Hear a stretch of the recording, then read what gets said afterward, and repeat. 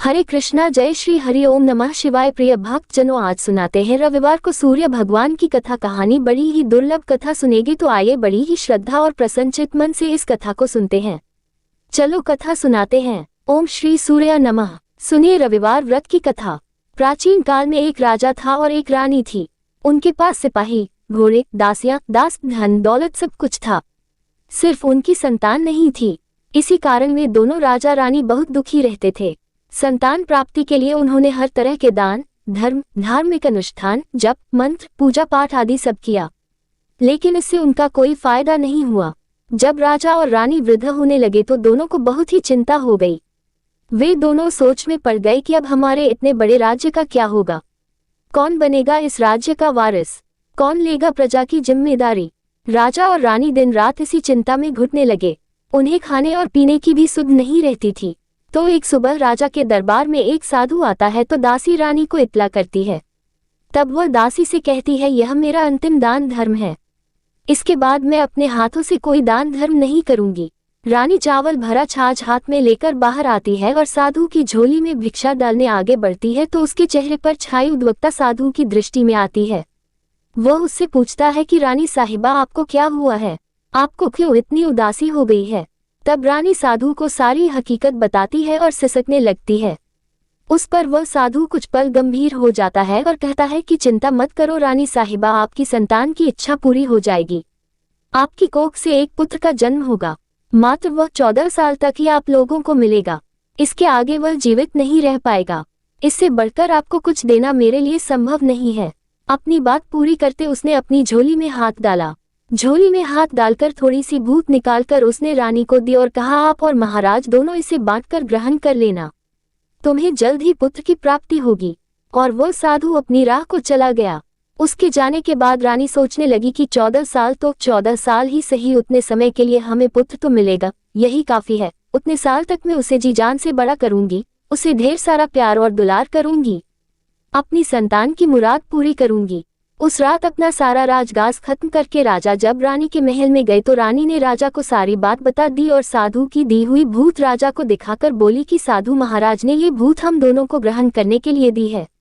राजा बोले, इतना दान और धर्म किया, जप और तप किया, उसका कोई फल नहीं मिला। अब इस भूत से हमें क्या संतान प्राप्त होगी। उस पर रानी बोली, जब इतना सब कुछ कर लिया तो अब ये भी सही क्यों हम उस साधु के क्रोध को बुलावा दें। राजा को अब किसी बात पर विश्वास नहीं था, पर रानी को दुख ना पहुंचे इसलिए वह राजी हो गया और राजा रानी दोनों नहाते धोते हैं। फिर अपने भगवान का नाम का स्मरण करते हैं, अपने पुरखों को स्मरण करते हैं और उस साधु महाराज का नाम स्मरण करके वह भूत बांटकर दोनों खाते हैं। उसके बाद दोनों निश्चित होकर सो जाते हैं। तो कुछ दिन गुजर जाते हैं और साधु द्वारा कहे अनुसार रानी गर्भवती हो जाती है। उस पर राजा और रानी दोनों की खुशी गगन में नहीं समाती।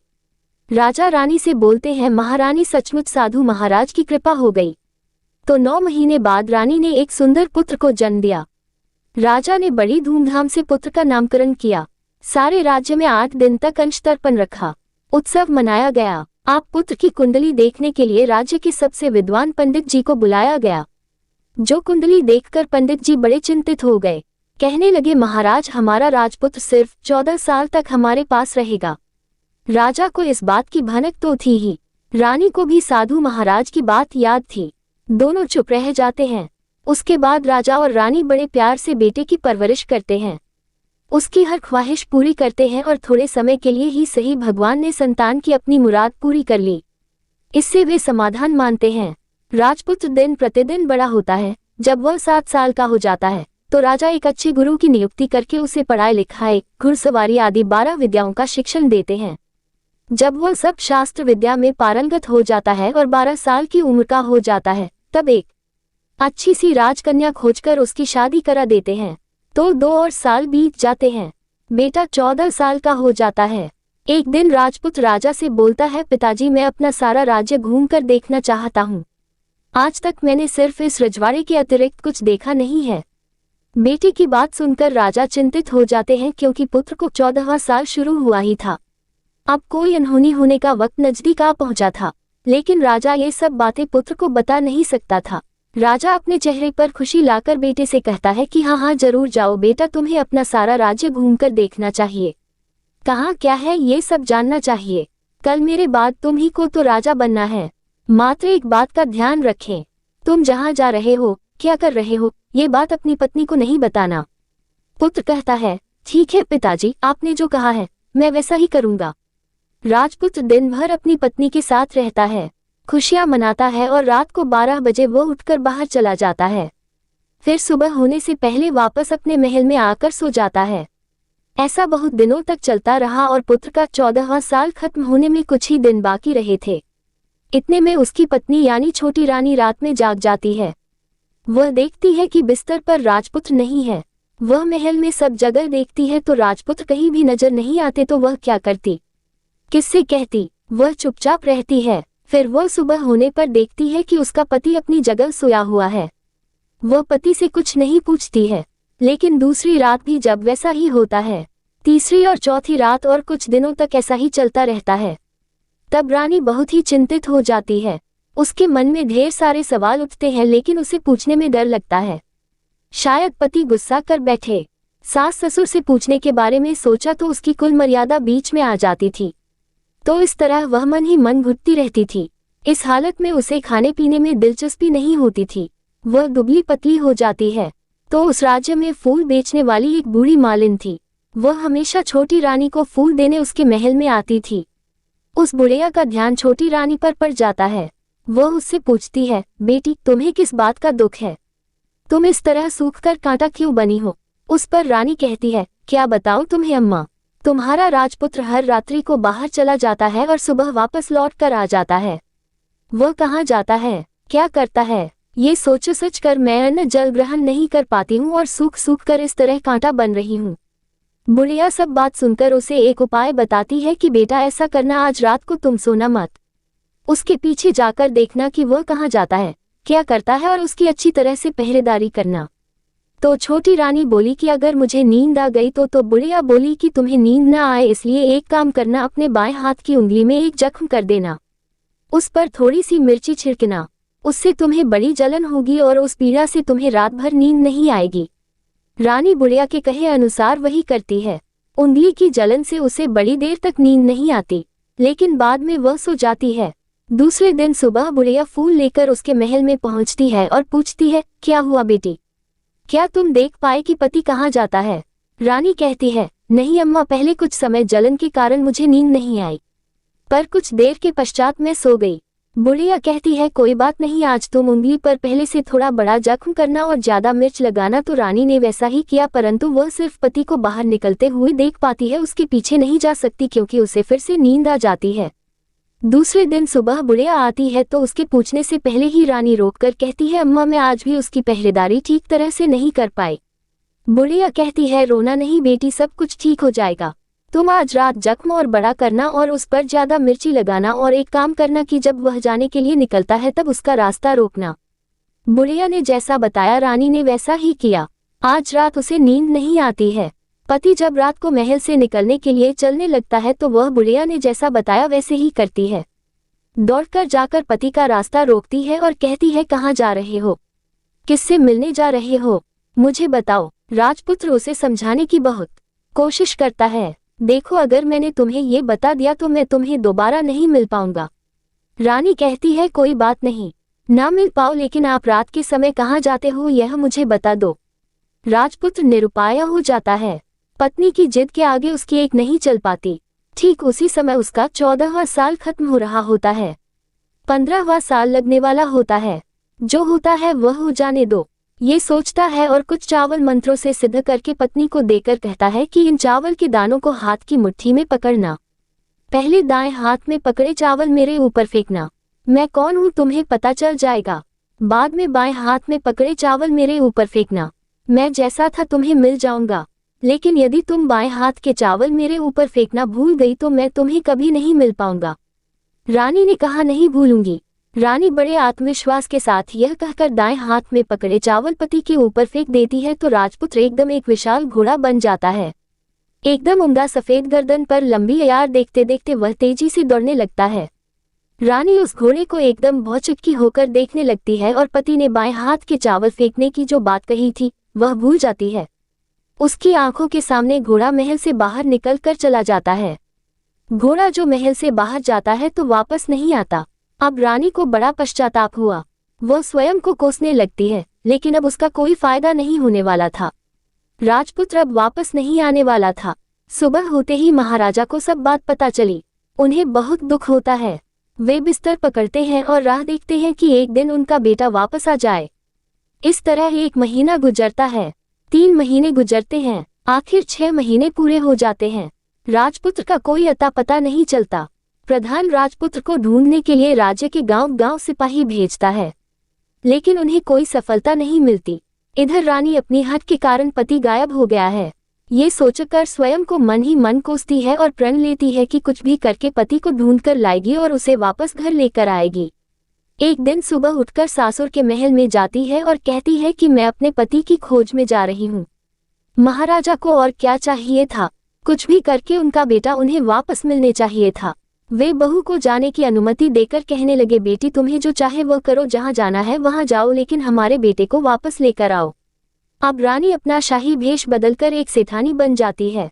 कुछ दासियों को, कुछ नौकरों को साथ ले लेती है, कुछ सामान साथ ले लेती है और राज्य की सीमा पर जाकर वहां एक भोजनालय खोल देती है। वहां आने वाले सब यात्रियों को खाना मुफ्त में देने लगती है। मात्र एक शर्त रखी कि खाने वाले को उसकी देखी हुई कोई अजीब चीज उसकी मालकिन को यानी राजकन्या को बतानी पड़ेगी, तो वहां आने वाला हर नागरिक अपनी तरफ से मैंने ये देखा, मैंने वह देखा कहकर वहां से मुफ्त खाना खाकर जाता था। परंतु रानी को जो बात चाहिए थी वह अब तक नहीं मिली थी। ऐसे ही कुछ दिन बीत गए तो रानी के महल में फूल लेकर जाने वाली बुढ़िया के एक बेटा और बहू थे। उनका एक छोटा बेटा था, यानी बुढ़िया का एक पोता था। तो बेटा और बहू सुबह काम के लिए निकलते थे तो पोते को संभालने की जिम्मेदारी बुढ़िया पर रहती थी। दिन भर पोते को संभालती थी। एक दिन बुढ़िया को पान खाने की आदत थी तो पान लगाने के लिए चूना चाहिए था। वह उसे तैयार करने के लिए सीपिये लेकर आई। इन सीपियों को भूनने के लिए गोबर के कंडे चाहिए थे। कंडे इकट्ठा करने के लिए वह बांस की टोकरी लेकर चरवाहे के मैदान में गई। वहां बहुत सारे कंडे थे। उन्हें जमा करते करते उसे घर आने में अंधेरा हो गया। इस ओर शाम होते ही काम से वापस आकर बेटा और बहू घर पहुंचे तो देखा कि बच्चा घर पर अकेला है और रो रहा है। वे दोनों गुस्से से लाल पीले हो गए। इतने में बुढ़िया घर आ पहुंची। बेटे ने पूछा, पोते को घर अकेला छोड़कर कहाँ गई थी? बुढ़िया बताने लगी कि मैं गोबर के कंडे इकट्ठा करने गई थी। इस पर बेटा बोला, दोबारा बच्ची को अकेला घर पर छोड़कर यदि कहीं गई तो मैं तुम्हें बहुत पीटूंगा। बुढ़िया कहने लगी, नहीं बेटा, फिर कभी ऐसा नहीं करूंगी। लेकिन दूसरे ही दिन बुढ़िया वह बात भूल गई और फिर चरवाहे के मैदान पर कंडे इकट्ठा करने चली गई। शाम को जब बेटा और बहू काम से वापस लौटे तो देखा कि बच्चा घर पर अकेला है और रो रहा है। अब उसके बेटे की सहन शक्ति खत्म होने लगी और बुढ़िया के वापस आने पर उसे घर से निकाल दिया। बुढ़िया रात भर घर के बाहर अंधेरे में बैठी रही और सुबह होते ही हाथ में टोकरी लेकर कंडे इकट्ठा करने के लिए निकल गई। उस दिन उस पर कंडे इकट्ठा करने का मानो पागलपन सवार हो गया था। कंडे इकट्ठा करते करते जब अंधेरा हो गया उसे मालूम ही नहीं चला। उसे जब ध्यान आया तो गांव का रास्ता भी ठीक तरह से दिखाई नहीं दे रहा था। वह अंधेरे में आंखें फाड़कर देखती देखती किसी तरह आगे निकल पड़ी तो एक कपिला गाय छन छन की आवाज करती गली की घंटी बजाते ठुमक कर उस मैदान पर आ गई। उसे देखकर बुढ़िया सोचने लगी कि इस गाय के पीछे पीछे जाऊंगी तो गांव तक पहुंच जाऊंगी। तब बुढ़िया उसके पीछे पीछे जाने लगी। वह गाय उस मैदान से लेकर एक एक करके 6 मैदान पार करती है।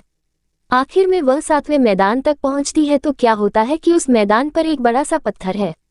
गाय जाकर उस पत्थर को अपना सींग मारती है। जब गाय ने सींग मारा तो वह पत्थर दूर हट गया और पाताल में नीचे जाने की सीढ़ियां दिखाई देने लगी। तब वह गाय उन सीढ़ियों से नीचे जाने लगी।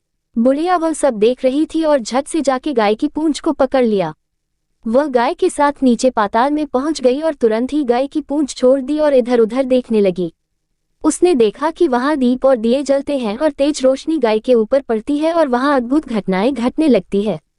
गाय के नीचे जाते ही उसके गले में अपने आप साल पड़ गई और छमछम करके कोई दूधाड़ी में गाय का दूध दुबने लगा। लेकिन जो भी कोई वह कर रहा है वह मात्र दिखाई नहीं दे रहा है। बुढ़िया बहुत घबरा गई, कहाँ आकर फंस गई ये सोचने लगी और यहाँ वहां छिपने के लिए जगह ढूंढने लगी, लेकिन उसे कहीं भी जगह नहीं मिली। हर जगह उजाला ही उजाला था तो वह एक कोने में खड़ी हो गई और जो कुछ सामने हो रहा था उसे चुपचाप देखने लगी। उसने देखा कि वहां एक उम्दा सफेद घोड़ा और 2 कुंड थे। उसमें से एक कुंड में उस घोड़े ने छलांग लगाई और ऊपर आ गया और उस घोड़े को अब राजपुत्र का रूप प्राप्त हो गया। उसने दूसरे कुंड के पानी में स्नान किया। वहां रखे नए कपड़े पहने और नजदीक ही एक सुंदर पलंग था। उस पर आकर वह बैठ गया। उसके सामने अपने आप 5 पकवानों की थाली आ गई। दूध की एक प्याली भी आ गई। 5 सुपारी आ गई। उसके सामने एक दिया जलता रहा और राजपुत्र ने खाना खाया, पानी पिया, 5 सुपारी खाए और बिस्तर पर लेट जाने से पहले सूर्य देव का स्मरण करके सामने जलते हुए दिए से पूछा, हे दीपंकर, मेरे माता पिता क्या कर रहे हैं? दिया बताने लगा, बेटे के शोक में डूबे हैं। राज कौन संभाल रहा है? तो उसने बोला कि राज्य प्रधान संभालते हैं। उसने पूछा कि मेरी पत्नी क्या करती है? तो दिए ने बोला कि उसने चौराहे पर भोजनालय शुरू किया है और आते जाते लोगों से वह नई खबर के बारे में पूछती रहती है। दिए के यूं कहते ही राजपुत्र कहने लगा कि ठीक है। उसके बाद वह सो गया। बुढ़िया कोने में खड़ी हुई सब देख रही थी। ऐसी अद्भुत घटना उसने जिंदगी में पहली बार देखी थी। उसे अंदर ही अंदर चिलबुलाहट होने लगी। वह अपनी भूख प्यास भूल गई और आगे क्या होता है कि उसे उत्सुकता से देखने लगती है। लेकिन उसके बाद और कुछ घटनाएं नहीं घटती। रात गुजर गई और सुबह हो गई। पलंग पर सोया हुआ राजपुत्र उठा और फिर से पहले वाले कुंड में छलांग लगाई तो अब वह फिर से घोड़ा बनकर कुंड से बाहर आ गया। वह तेजी से उच्च पाताल नगरी से बाहर निकल गया। लेकिन वह कहाँ गया, बुढ़िया को कुछ पता नहीं चला। उसके बाद पिछली रात की तरह कोई उस गाय को छम्मछम करके दूध दोहने लगा। जैसे ही दूध दोहना खत्म हुआ, उसके गले की साल अपने आप खुल गई और वह गाय तेजी से ऊपर जाने लगी, सीढ़ियों की ओर भागने लगी। गाय को दौड़ता देखकर बुढ़िया सोचने लगी कि अब गाय के साथ यहाँ से ऊपर जाना ही समझदारी होगी, नहीं तो कोई मुसीबत आकर उसके ऊपर टपक जाएगी। झट से उसने गाय की पूंछ पकड़ ली और गाय के साथ ऊपर आ गई। गाय जब मैदान में पहुंची तो उस सुरंग का रास्ता अपने आप बंद हो गया और उसके मुंह पर एक बड़ा सा पत्थर पहले की तरह खड़ा हो गया। ऊपर आकर वह गाय जंगल की ओर निकल गई। इधर बुढ़िया एकदम बावली सी हो गई। उसने पाताल नगरी में जो कुछ देखा था वह जल्द से जल्द किसी को बताने के लिए उतावली हो गई। उसे एकदम याद आया कि नगर की सीमा पार कोई औरत भोजनालय चलाती है और नई बात बताने वालों को अच्छा खाना पीना मुफ्त में देती है।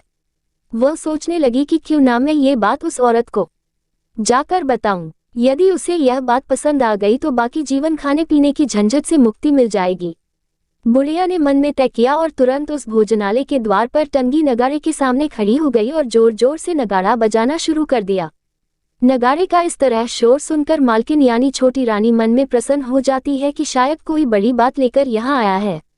रानी सिपाहियों को आदेश देती है, जाए और जो कोई आया है उसकी अच्छी तरह खातिरदारी कीजिए। आदेश पाते ही सिपाही नीचे दौड़ गई तो एक बुढ़िया नगाड़ा बजा रही थी। उन्होंने पूछा, क्यों नहीं बुढ़िया, क्या हुआ, क्यों नगाड़ा बजा रही हो? बुढ़िया बोली, कुछ नहीं बेटा, यहाँ खाना मिलता है ना, इसलिए आई हूँ। खाना चाहिए मिलेगा, लेकिन तुझे कोई नई बात बतानी पड़ेगी। हाँ बताऊंगी, एक बात मालूम है मुझे। इस पर सिपाही उसे अंदर लेकर गए। उनको मालकिन का आदेश था कि जो कोई बूढ़ा बुजुर्ग वहां आए उनके साथ अच्छी तरह पेश आना, उनका अच्छे से आदर सत्कार करना। तो सिपाही ने उस बुढ़िया का भरपूर आदर सत्कार किया। यह उसे बड़ी सिद्ध थाली भरकर व्यंजन परोसते हैं। बुढ़िया कुछ दिनों से भूखी थी, वह खाने पर टूट पड़ी। खाना खाने के बाद सिपाही ने उसे नई साड़ी पहनने को दी। उसके बाद उसे लेकर रानी के पास आए। बुढ़िया और रानी ने तुरंत एक दूसरे को पहचान लिया। तब रानी ने बुढ़िया से कहा कि अम्मा, अब बताओ तुमने क्या नई बात देखी है? नई बात? मैंने कोई नई बात नहीं देखी है। बुढ़िया बोली, वह तो मेरे पास तुम्हें देने के लिए खाने के पैसे नहीं थे, इसलिए मैंने झूठ कहा और नगाड़ा बजाया। रानी ने कहा, अम्मा घबराना नहीं, मैं किसी को तुम्हारा नाम नहीं बताऊंगी। फिर भी बुढ़िया ने कहा कि मेरे पास कोई नई बात नहीं है। इस पर रानी ने उससे कहा, देखो अम्मा, यदि तुमने मुझे वह नई बात बताई तो जिंदगी भर मैं तुम्हारी देखभाल करूंगी और तुम्हें रानी माता की तरह रखूंगी। अब बुढ़िया बताने को तैयार हो गई। उसने जो कुछ उस चाराह वाले मैदान पर देखा था वह सब कुछ कुंवर रानी को बता दिया। बुढ़िया की वे बातें सुनकर कुंवरनी को यकीन हो गया कि वह राजपुत्र उसी का पति है। वह तुरंत बुढ़िया से कहने लगी कि अब माँ मुझे उस जगह पर ले चलो। तब बुढ़िया बोली, नहीं बेटी, वह पाताल राज्य है, सांप है, यदि किसी ने तुम्हें देख लिया तो तुम्हारी जान खतरे में पड़ सकती है। लेकिन रानी उसकी एक भी नहीं सुनती, उसे उस जगह ले जाने के लिए हट करने लगी।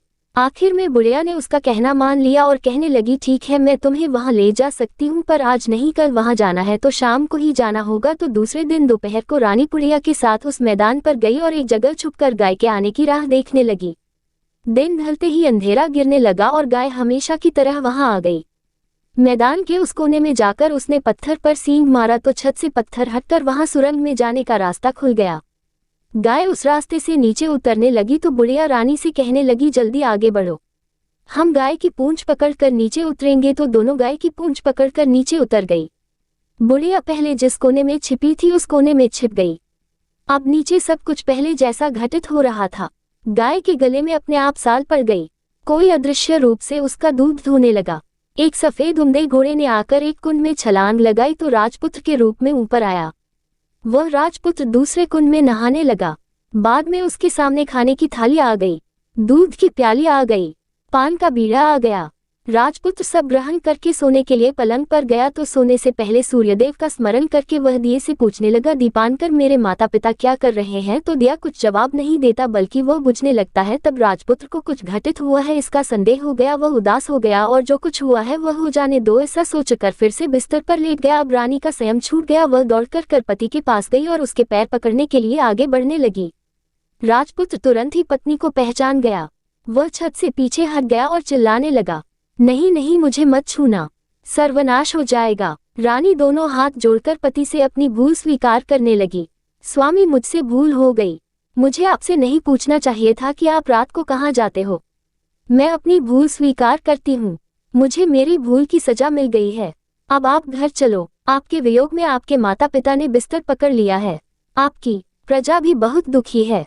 उस पर राजपुत्र कहने लगा, वही तो एक बार तुम गलती कर बैठी हो, अब दोबारा मत करना, नहीं तो अब मैं तुम्हें जो देख रहा हूँ वह अभी नहीं देखूंगा। रानी अब विलाप करने लगी, जोर जोर से जमीन पर सिर पटकने लगी। राजपुत्र के मन में उसके प्रति दया उत्पन्न हो गई। वह उससे कहने लगा, यदि तुम मुझे पाना चाहती हो तो तुम्हें एक काम करना होगा। काम कठिन है लेकिन वह तुम्हें अकेले ही करना होगा। रानी ने कहा, कहो स्वामी, कितना भी कठिन काम हो मैं वह पूर्ण करूंगी। रानी कहने लगी। इस पर राजपुत्र ने उसे बताया, इस पाताल से ऊपर जाते ही तुम्हें एक घना जंगल नजर आएगा। ऐसे 6 जंगल पार करने के पश्चात तुम्हें एक 7वां जंगल मिलेगा। वह जंगल सबसे घना है। उस जंगल के बीचों बीच एक पीपल का पेड़ है। उसके आसपास की जगह पत्ते, फंदे, जटाएं आदि से ढक चुकी है। वहां बाघ, शेर, सांप और भालू बैठते हैं। तुम्हें उन सबको भगाकर वह जगह साफ करनी है।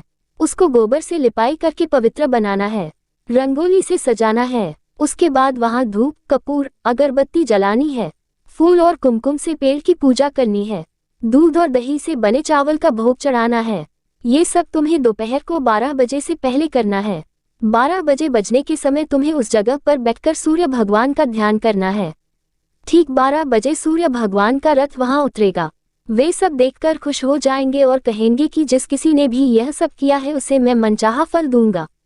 तो तुम सामने जाकर उसके रथ का दाहिना घोड़ा मांगना, मैं तुम्हें मिल जाऊंगा। इतनी बात कहकर राजपुत्र अपने पलंग पर सो गया और छोटी रानी भोर होने की राह देखने लगी।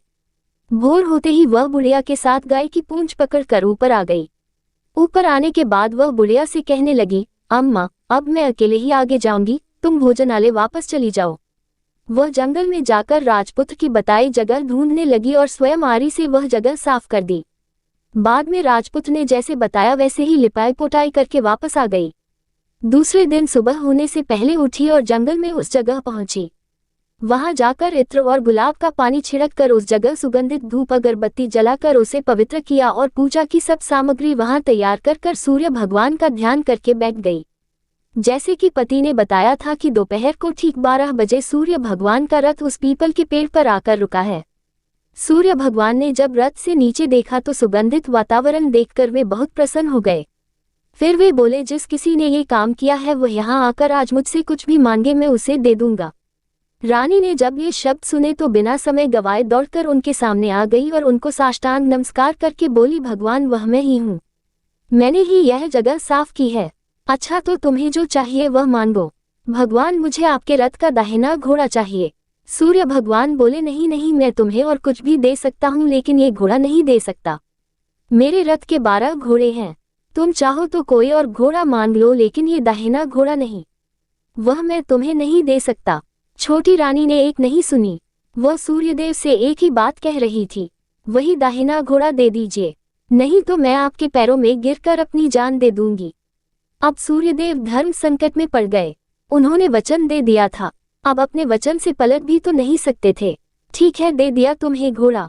सूर्यदेव ने कहा, फिर एक बात और भी कही, देखो मैंने तुम्हें घोड़ा तो दे दिया है, लेकिन वो तुम्हें यहाँ नहीं मिलेगा, तुम्हें उसे पाताल में जाकर लाना होगा। रानी बोली, पाताल में ही क्यों भगवान, मैं उन्हें पाने के लिए कहीं भी जा सकती हूँ। रानी को वचन देकर सूर्यदेव अपने मार्ग को चले गए और इधर रानी जंगल से अपने भोजनालय में आ गई। फिर वह बुढ़िया को लेकर उस मैदान पर आ गई और जल्दी ही शाम हो गई। शाम होते ही वहां वह गाय आ गई और उसने सींग मारकर सुरंग का पत्थर हटाया और नीचे उतरने लगी। रानी और बुढ़िया जल्दी जल्दी उसकी पूंछ पकड़कर नीचे उतर गई।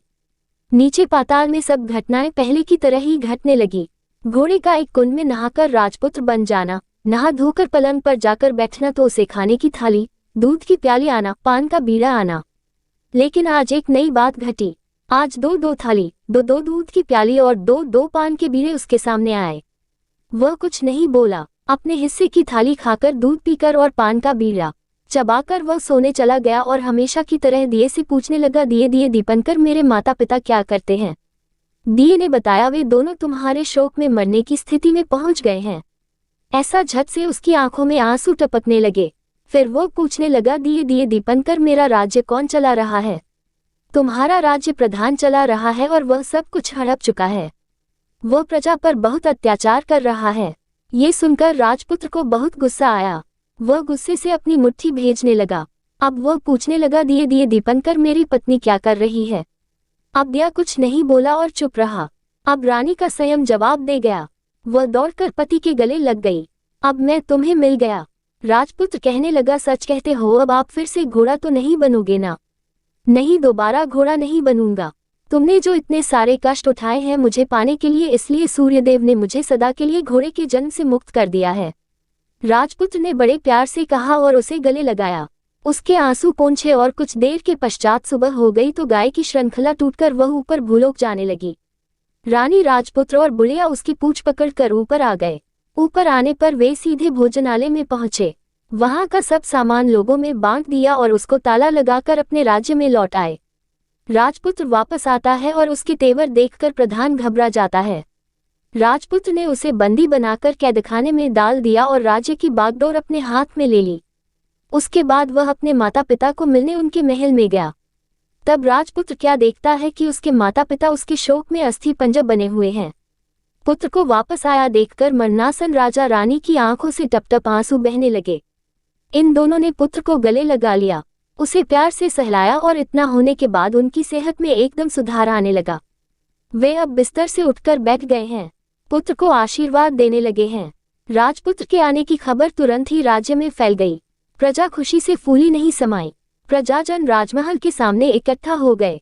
राजपुत्र ने भी उन्हें दर्शन दिए और आज से उन्हें कोई दुख नहीं पहुंचाएगा, ऐसा वचन भी दिया। अब राजा अपने पुत्र का राज्याभिषेक करके उसे सिंहासन पर बिठाता है और बहू को महारानी का दर्जा देता है और स्वयं अपनी पत्नी के साथ ईश्वर स्मरण करते खुशी से दिन बिताता है।